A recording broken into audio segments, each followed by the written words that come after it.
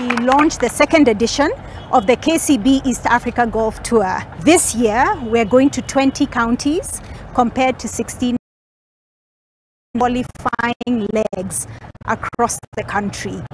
The second big and different thing in 2024 is that we're going to African countries.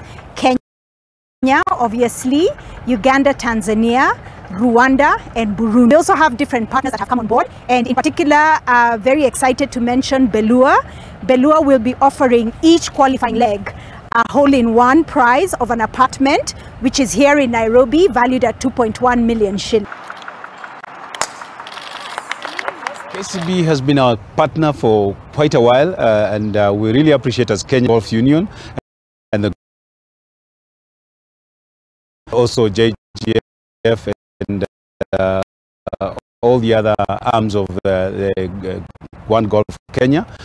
We really appreciate what the support that KCB has given us, and this series that has been launched today is going to help our golfers enjoy the game and also feel like we have a strong partner from KCB.